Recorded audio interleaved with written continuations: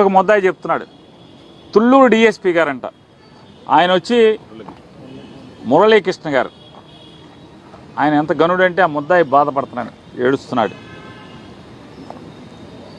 బూటుకాలతో ఎగిరి తన్ని లంజా కొడక జగన్ గాడు మీరందరూ కలిసి అన్న చంద్రబాబు పీకుతారా? ఇదే భాష. తుళ్ళూరు డిఎస్పీ అతను వచ్చింది ఎక్కడికి వచ్చాడు? ఇక్కడ గుంటూరు పోలీస్ స్టేషన్కి వచ్చాడు. కావాలంటే సీసీ ఫుటేజీలు కావాలంటే ఛాలెంజ్ చేస్తున్నాం. లాలాపేట పోలీస్ స్టేషన్కి వచ్చాడు.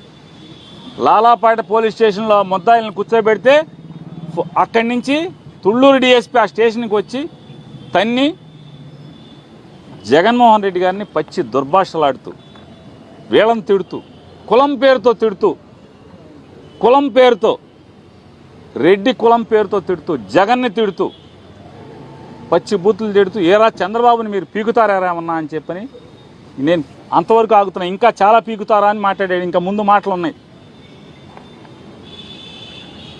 అంటే పోలీసులు ఏ రకంగా దిగజారి ప్రవర్తిస్తున్నారో మనం ఒకసారి గమనించమని ప్రజలందరినీ కూడా కోరుకుంటున్నాను, ఈ ప్రపంచాన్ని కోరుకుంటున్నాను.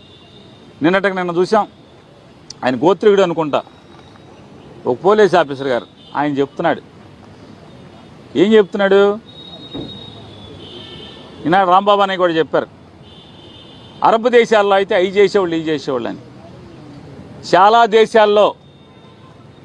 దేశాల్లో కడప పోలీసులు చేసినట్టు చేస్తే ఈ పాటికి మిమ్మల్ని అందరినీ ఉరేసేవాళ్ళు. చాలా దేశాల్లో తప్పుడు కేసులు పెట్టి చట్ట వ్యతిరేకంగా అరెస్టులు చేసి కోర్టుకు తీసుకురాకుండా కొడుతూ, అంటే బొయ్యిలు ఇరిగేట్టుగా కొట్టి మీరు ముసుగులేసి తీసుకొస్తే కనుక ఈ సోషల్ మీడియా కేసులకి చాలా దేశాల్లో ఉరిశిక్ష వేసిన చట్టాలు కూడా ఉన్నాయి. మరి ఇట్లాంటి వాళ్ళు ఉరి కూడా వేసేవాళ్ళు కదా, అది కూడా నేర్చుకోవాలి కదా. అరబ్ దేశమే కాదు, ఈ దేశాలు కూడా వెళ్ళి రావాలి. డిఐజీ గారు